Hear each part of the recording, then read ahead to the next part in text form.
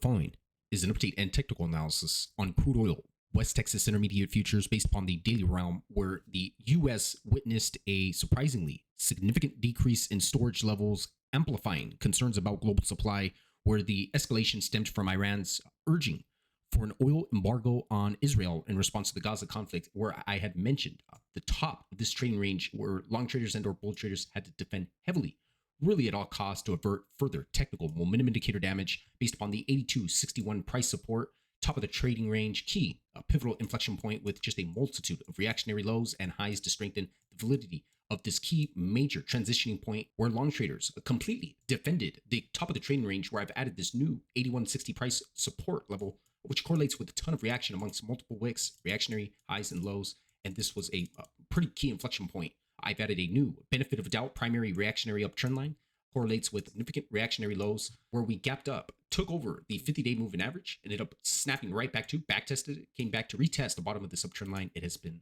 off to the races since, collecting right off, scaling in on a long trade setup for a multi-day continuation rally of 7.77% moves to the upside. And here we are. We ended up getting reflected right off that first initial primary reactionary uptrend line off the June 2023 reactionary lows there. And we need to backtest it really to the button, especially if you're an active and or day trader, catching the bottom of that trade for a 2-day continuation rally back to the top of the primary trading range for 5-point, call it a 6% crash move to the downside. And here we are, reflecting and taking out a significant price resistance level at the 382 fibs retracement, call it 86.64 price resistance. Additionally, the 85.72 price resistance has been taken out with the 85.72 price support level. And I believe it has been further validated, where you additionally have the 50-day moving average now acting as support, correlated there with the 85.72 price support, call it a dual transitioning line of price support. And just once again, just a ton of support down below with the new reactionary uptrend line here. And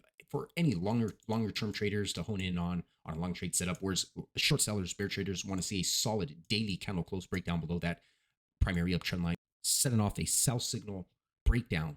for an extended move to the downside and re-challenging the top of the primary trading range. But again, these are key additional levels to watch, where I could see us in a tight consolidation range and or channel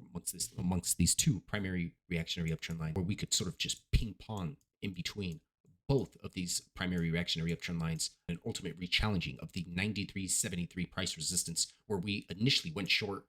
put in a nice clean divergent high, put in a 3 black crow bearish continuation pattern, and it was off on a big sell-off, big move sell-off down below. So again, just key additional reactionary uptrend lines to follow, new key resistance levels to follow, and any more, just a multitude of price resistance and price support really across the board.